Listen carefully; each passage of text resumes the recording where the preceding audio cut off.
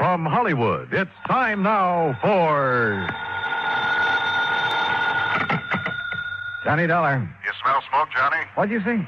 Who is that? This is Henry Willoughby at Four State Mutual Insurance Company. Oh, hi, Hank. And I asked if you smell smoke. Should I? What kind? The kind $5,000 makes when it goes up in flames. Where? Over in Cranford, the Peerless junkyard. Junkyard? That's right. But if there's only a $5,000 loss, how can you afford me? Because what I smell is arson.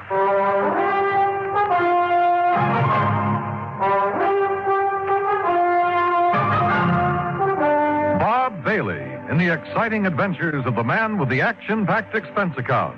America's fabulous freelance insurance investigator. Yours truly, Johnny Dollar.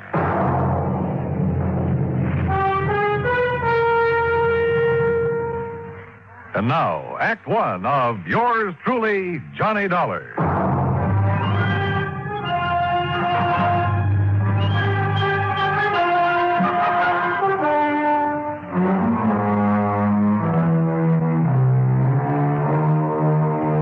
Expense account submitted by Special Investigator Johnny Dollar to the Four State Mutual Insurance Company, Hartford, Connecticut.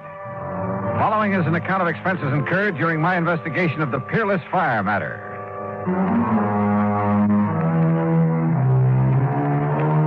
Expense account item one, $1 even, cab to Hank Willoughby's office in the Security National Building, where he lost no time in getting to the point. Policy was taken out by one Oscar H. Lehman about 4 years ago. He's the owner of the junkyard. Address of the yard is corner of Howard and Kingsway Boulevard. And why do you suspect arson, Hank? That fire didn't start until about 4 o'clock this morning. When I got here to the office a few minutes after 9, the claim was already on my desk. Almost as though he'd had it filled out and waiting even before the fire occurred, huh? Precisely. How much do you know about this man, Lehman? Well, nothing really outside of the date on the policy. His home address is 232 East 4th Street. Also in Cranford. Yeah. Okay, Hank. I'll see what I can see.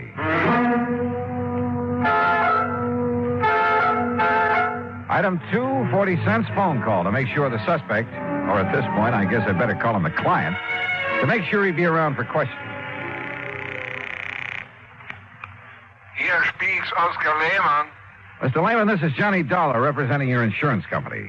So why do you waste time at the telephone? Or then maybe you're coming here with my check for $5,000 right away, huh? Well, you see, there are a couple of things that... So, all right, I'll be waiting for you when you come with the money. Goodbye. Huh?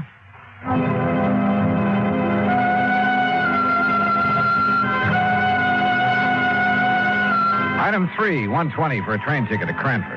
Item 4, $2 for an old rattletrap taxi when I got there. Cranford is a new town, or rather a new one built on what was left of the old. When the big clock company folded up at the end of World War II, Cranford kind of fell to pieces. But situated as it was, just a few miles above the busy city of New Haven, a bunch of smart New York operators had stepped in and were busy making a nice modern residential community out of it. New stores, new homes, and all the fixings. You see there in the block up there ahead? Huh? You had a big fire there this AM, big junkyard. Yeah, I see. Man, it was really hot. Thought it was going to take the 3 houses there on Howard Street along with it. You know, flying embers and the heat and all. But the wind swung around. They didn't even get touched. Yeah, well, pull up, will you? I want to look it over. Okay, mister, you're the boss. Hey, you want me to keep the meter running? No, I'll leave you here. Okay. That's 85 cents. But it would have been $1.50 to where you first wanted to go. Okay. Hey, Hey, thanks. Boy, how I hate to see that junkyard gone. Oh? Why? Oh, well, that's where I've been buying my parts to keep this old crate tied together. You know something? It looks it. Now that Peerless is gone, I'll probably either have to get a new cab or either try and fix this one up right, you know, and that costs dough. Yeah, well, happy fixing. Yeah, like I say, though, out of something bad always comes something good. Sure. And I not only mean my taxi, mister, but them houses there, too. Well, what about that? Oh, they're on Howard Street. They've been beefing their heads off ever since the yard got its license. So now, no more junkyard. Now the whole place can be residential like it ought to. Like I always say, out of something bad, always something good, yeah. Yeah. Now, I got to get going. Hey, you know something? Maybe that fire gives me a good idea. Like, maybe I should burn up this old wreck of mine, and the insurance company would have to give me a new one. Hey, how about that? Maybe you'd better be careful who you say that to. Oh, sure. Especially not to an insurance investigator Yeah, like well, me. don't you worry, bud. I'm too smart. You? You? That's right. Oh, happy day. In spite of the valiant efforts of Fire Chief Dale Marley and his crew, the Peerless junkyard was just that, junk. And he agreed with the cab driver. The other property owners were probably glad to see the eyesore go up in flames. Well, you wouldn't like it either, Dollar, having a place like that in your front yard. And just take a look at those folks standing around. You'll see what I mean. Yeah, I must admit they don't look very unhappy about it. So the fire started in the shed that stood right here, huh? That's right, yeah. It was a big shed that Peerless used to store a lot of old furniture and stuff like that. Hey, Peter, hit that corner over there with some more foam. Okay, Dave. Yeah, a fellow runs a grocery store on the caddy corner, and he sleeps upstairs over it. Said it woke him up. Went off with a boom, like a small explosion. Have you considered the possibility of arson, Chief? Yeah, I have. That's why I called New Haven and asked them to send up a couple of men from their special squad. But you found no trace. Nothing I could put my finger on. You got any ideas? Yeah? Yeah, I think maybe I have. I learned a long time ago that a lumber yard or furniture factory were about the worst places in the world to look for signs of arson. The wood goes up so hot and so fast. And the remains of this shed wouldn't be much better. So I walked over to the little grocery store and spent item 5, 21 cents, for a loaf of white bread. Then I rejoined Chief Marley at the ruins of the shed. The arson experts can come up from it. Hey, what's the matter, Dollar? You get to eat breakfast? Oh, something like that. Hey, you want a chunk? Not without strawberry jam and a cup of coffee. Hey, Herb, take it easy over there. Hey. Stomping around like that, you wipe out all the clues. Now, like I told you, Dollar, the fire started somewhere right around here. Uh-huh. And the quick shift in the wind moved it over that way. Uh-huh. Chief. Yeah. Here, chew a piece of this fresh bread. What? That's right, chew it. Get the taste of it in your mouth. What for? Just do it, will you please? Here. Well, you got an idea, son? You bet I have. Here. You mean chewing on a hunk of bread is going to what? Now swallow it. What is this, a gag or something? No, not by a long shot. Now watch. Well, don't throw it away. Now you got my appetite up. I'll have some more. Here now. Chew on this piece. What? After you dropped it in the ashes? That's right. Chew on it. Oh, now, Go wait. ahead, do it. I'm serious. Holy kerosene. That's right. Well, I'll be doggone. Yeah. Fresh bread will pick up even the slightest trace. Even after the fire? Even after a fire. That means kerosene was brought in and poured over the floor of this furniture shed to set it off. And, Dollar, I'm going to get in the police and have them lock up old Oscar Lehman so fast. No, wait. What for? Until I can talk to Lehman. Well, now, look. You look. This isn't any absolute proof of arson. Well, it's good enough for me. It's good enough for a suspicion charge. I'll tell the police what I found out. Who found out? Well, What I found out. Now, don't forget that. But if it puts us on the trail of an arsonist, if you like, you can take the credit for it. Only if you'll cooperate. Yeah, but, Dollar... Otherwise, you'll lose any cooperation from me. Okay? Okay. Item 680 cents cab to the address on East 4th Street where Oscar Lehman lived. Like the Howard Street address, this was a has-been section. Lehman's home reminded me of some of those on the other side of the town, next to the junkyard. When the old character let me in, I wasted no time in getting to the point. You ask why I should be staying here in my home instead of at the yard? And I'm asking you why not? What good can I do over there? My lovely junkyard is gone. There's nothing I can do. So I'm waiting here to collect the money your company owes me. So are you going to pay me or not? Well, now, that depends. As I started to say... I Mr. tell Lehman, you, I didn't even know about the fire till I went down there to open up the gate and start the day. What time did you go down there, Mr. Lehman? 11 o'clock, like always. Well, you sure didn't waste any time getting your claim into the office in Hartford, did you? Of course not. So soon as I see what happened, I sign up the claim and take it to Hartford. And the office is closed, so I leave it under the door. Yeah, well... What else could I do? Sit around and wait to think about it while the money's coming to me? It's my money, so I should have it. You know how much merchandise I have in that yard? $25,000. Retail? Yeah. Then why'd you burn it up? You think I'm crazy I should do such a thing? Don't you understand now I'm out of business for God? Oh, what do you mean? My license for the yard on condition, you know. A conditional license? Yeah, that's right. If I'm not in business, every day I lose the license. I lose the lease on the land. Then they make houses, little stores. It's a big development company. So you're crazy to come and talk to me, tell me I should set fire. Maybe I've suddenly changed my mind, Mr. Lehman. Maybe I've already met the arsonist. Huh? And I was just too blind to see him.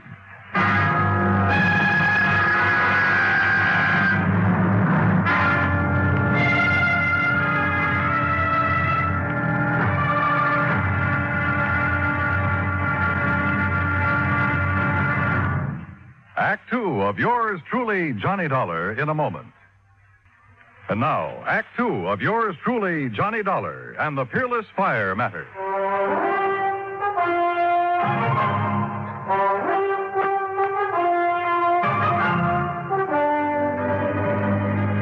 Something the cab driver had said while taking me to the scene of the junkyard fire had suddenly come back to me. He'd been talking about the nearby property owners, homeowners. They've been beefing their head off ever since the yard got its license. So now, no more junkyard. Now the whole place can be residential like it oughta. Yeah, like I always say, out of something bad always comes something good. Item 785 cents, another taxi back to the scene of the fire. The men from the department were still busy cleaning up. Their chief, Dale Miley, had been busy with some detective work. Had some answers that seemed to make good sense. Now, look here, Dolly. You see this hardware? See this groove in the foundation wall? Yeah. Big sliding door, huh? That's right. And here, the lock was still in a hasp. Yeah, I see. It's hardly likely somebody tried to pull a big sliding door closed and lock it after starting a fire with kerosene. It's too dangerous.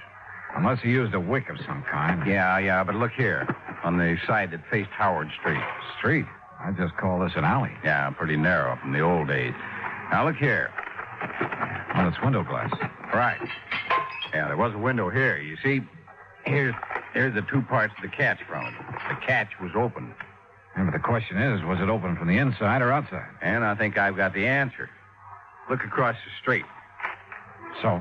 Those homes and the little lawns and gardens in front of them. So what? Well, you see the rocks they all use to border their flower beds? Go on, Chief. Now, look here. Just inside the shed where the window was, I found this rock under the ashes. And, Dollar, it looks to me like somebody threw that rock through the glass, opened the catch, climbed in, spread the kerosene, climbed out, tossed in a light of some kind, and left in a hurry. Yeah, but who? That's just it. You got a better idea than old man Lehman? You talk to him. Yeah, I think I have. Like who? I'll let you know when I find out the name. Well, now, wait a minute, Dollar. I hope that last crack would keep Chief Marley from sending the police after Oscar Lehman. Maybe he was guilty of firing his own junkyard. But with only $5,000 insurance, it didn't make sense. And I had a couple of better ideas. At least about people who might have had reason to do it. 3, as a matter of fact. 4, there were 3 residences on Howard Street facing what remained of the junkyard. Thanks to the sudden shift of wind, they'd received little damage.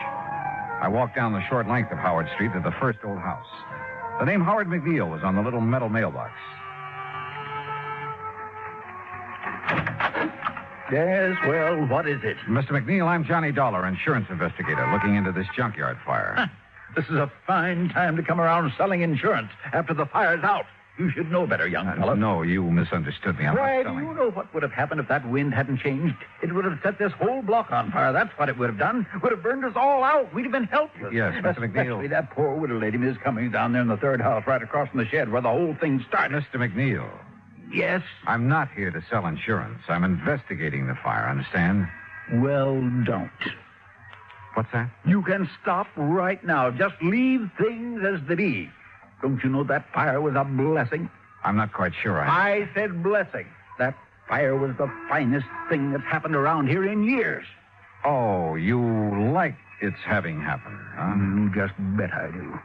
The only way we could ever get rid of that awful pile of junk right in our front yards. Now, maybe they'll give us back our nice little park that used to sit there. Or build a lot of track houses. But Yeah, now- all right. What did they do? Anything is better than that wretched junkyard. I've hated it. Everybody's hated it. I hated it. Enough to set it on fire? Yes, sir. Absolutely. Oh, no. Me? Well? Mr. Dollar. A quiet, peace-loving person like me? Oh, no. I wouldn't even think of such a thing. Especially since that fire might have got out of control and burned me out. Well, you carry insurance, of course. I do not. I don't believe in it. No, so don't you try to tell me anything. I told you I'm an investigator. Well, why don't you ask that Nazi if he had insurance? Nazi? Yes, that Oscar Lehmann that owned that dirty junkyard. Why do you call him that? Well, he's a German, isn't he? Well, that doesn't make him a Nazi. Well, it does to me. Anybody who'd wangle a license to put up a filthy place like that on our beautiful street, especially if he's a German, well, to me, he's a Nazi of the worst kind. The worst kind. The very worst kind. Thinks he's a ladies' man, too. All right, now, have you any idea who, besides you, would have liked to see that place burned out? I certainly have. Oh. Why don't you ask the police? They were here at dawn asking us all questions. You said asking us all. Of course, I mentioned the widow Cummings that lives in the third house, and then there's Miss Gertrude Mary Anastasia Conroy, the nice spinster lady who lives next door, and a very charming lady, Miss Conroy. Yeah, well, now would you mind? Oh, and what spirit she has. Now, that's the way I like them, Mr. Dollar. Ladies with spirit. And do you know something? One of these days, I'm going to ask her for a date in spite of the competition. You never have? No, sir. No. I'm not the bold type like some people I know, but I've been working up to it. And how long have you been a neighbor? 16 years, and you mark my word, one of these days I'm going to march right up on her front porch, and Miss Conroy, I'm going to say... Yeah, well, thank you very much, Mr. Hill. Yes, but I was going to tell you, but... oh, dear, I must have said something wrong.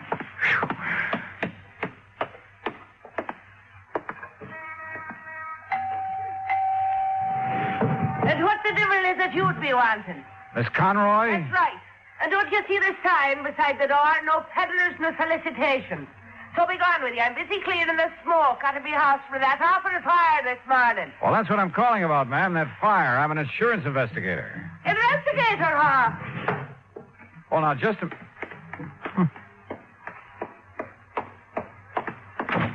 If you're an investigator, young man, let me see your badge. Badge? That's right. If you're an investigator, you're a detective. And if you're one of them, you're with the police force. No, And if you are, you can go right back and tell your chief I've had me filled right up to here with answering fool questions about that fire. As if I myself did it, huh?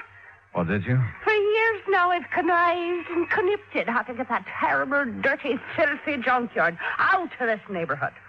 And now, poor soul, he's lost it. Oh, I could cry my eyes out. You what? Oh, such a lovely old man he is when I finally met him, that dear Mr. Lehman. Oh? Oh, the horrible things that Hitler done to him before he escaped them Nazis that took over his fine old country. And when he got here, he put all his savings in that lovely second-hand lot. Lovely. So he could earn an honest living. I'm afraid I don't understand. Such a fine man. Such a gentleman. The way he'd click his heels and bow when he come and call in on Sunday afternoon. Oh, he was such a gentleman. Wait a minute, Miss Conroy. I don't get it. A couple of minutes ago, you sounded as though you hated that junkyard. Second-hand lot. Oh. And so I did. Until I got to know that nice Mr. Lehman. And I'll tell you this. In spite and despite of the fact they won't ever let him set up in the same kind of business again. If it takes every cent I own, I'll see that he gets started in something else. Well, I'll be... Investigator, huh? Insurance investigator. And then I suppose I can tell you confidential that I've set me cap for dear Oscar. You mean you hope to marry him? Aye. And that I will before I'm through. But I got the impression that your neighbor, Mr. McNeil... Oh, that crazy old sticking him at that old coot, huh? But if you're from the insurance company, how can I help you, lad, with your investigation thing? Well, you can't tell me this. Was your friend, Mr. Lehman, in need of money, particularly? Well, no. His business has been good. He drives a nice car and keeps a nice home. But like I said, if he needs more than he's got to get started again, I'll be the first to help him. Besides, it will sort of help to bring us closer together if I'm worrying about him a bit. No, won't it? Yes, I guess it will. I just want to make sure. Now, wait a minute. Yeah? It's so blind I was thinking of me darling Oscar. So that's what you were up to with your nasty questions. What? Implicating that he might have burned up his place by his own self to get the insurance money. Is that what your evil, filthy mind was thinking of? I didn't say that. But that's what you meant, now, ain't it? No, after all, somebody set that fire. And if he was in need of money... And just because I told the poor soul to get his claim in real quick this morning... You told him? Of course I did. Give him something to do besides standing around in the ruins, crying his poor old eyes out, keeping his sorrows to himself. But I'll soon put a stop to that. I'll cook him up a real nice mess of corned beef and cabbage, German style, that is, and take it over for his supper to comfort and keep him company. And what will you be doing for the poor soul? Well, that depends. Oh, it depends, does it? Well, you and that insurance company better pay up what you owe him instead of making snide talk about maybe he himself set that fire in his... Oh, get out. Go on, get out. Why should I be wasting my time talking to the likes of you when I've got cooking to do for me? Oh, brother.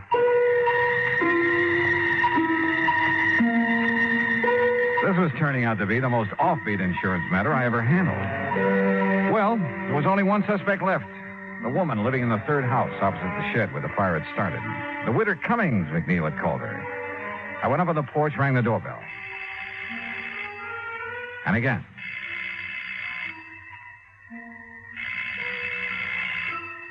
After the third time, I was about to decide no one was home when the door slowly opened.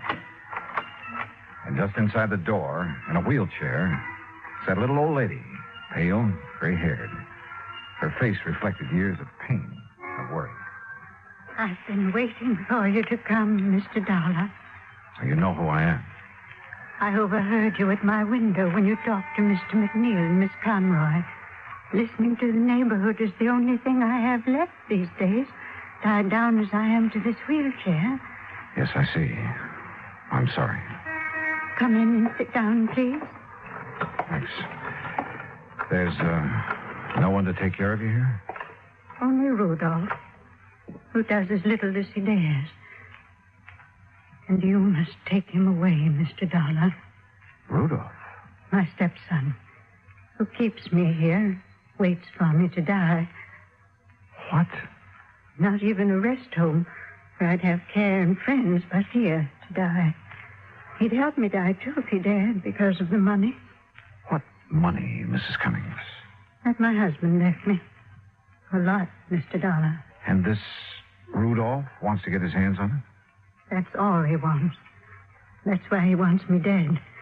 But he hasn't dared kill me, because everybody knows that we're alone here together. And if I should die from his neglect, they'd know he did it. But he's smart. That's why he thought of the fire. He what? He thought that it would burn down this house, too, and trap me here. Mrs. Cummings, do you know what you're saying? The divine providence. The changing wind kept the fire away. He set that fire to burn this house and you? He's clever. He made it known that he'd be away all night, that he wouldn't be back here until he finished his work at the plant in New Haven. But he came back, Mr. Dollar. This morning, before dawn. I heard him here in this house. And from this window, I could see him in the moonlight. Mrs. Cummings. No, I must tell you. Quickly, because he'll be coming back from work. His work. To keep up appearances, to keep them from suspecting. His gambling. The terrible people he goes out with at night. Gangsters, that's all. And I must tell you, because if I don't... Listen to me. I'm listening. I saw him take a can, the kerosene we keep in the cellar for when the electricity goes out. He took it across the street. He broke the window of the shed and went in. Then he came out. He threw a piece of burning waste back in. Then ran. Mrs. Cummings, are you sure? I lied to the police. I couldn't make myself tell them. After all these years of knowing what he's been and saying nothing. But I thought I'd wait for him. Maybe when he saw his evil plan had failed, that I was still here. Maybe I could make him give himself up. But in my heart, I knew he wouldn't. Because he's bad. All bad. Mrs. Cummings, I'm glad you told me. God forgive me. But I knew that if I didn't, he'd find some other way to... You must take him away, Mr. Dollar. Before he does murder.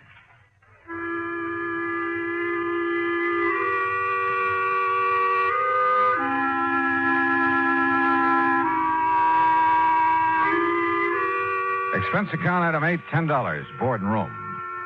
I've stayed an extra day in Cranford to clear things up. For while I waited for Rudolph to return, I found the kerosene can he'd used down in the cellar. Chief Marley found the top from it in the ashes. The police have since found only his prints on it. Rudolph is in the city jail. And I'm sure Mrs. Cummings will testify against him. After all, her life is at stake. Hospital layman, his claim will be paid in full. Well, I hope he and Miss Conroy live happily ever after. Expense account total, including incidentals on the way back to Hartford, $14.46. Yours truly, Johnny Dollar.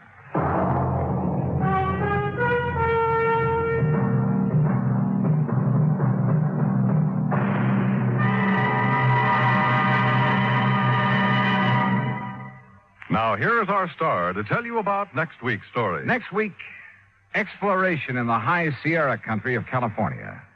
And at the end of the trail lies death. Join us, won't you? Yours truly, Johnny Dollar.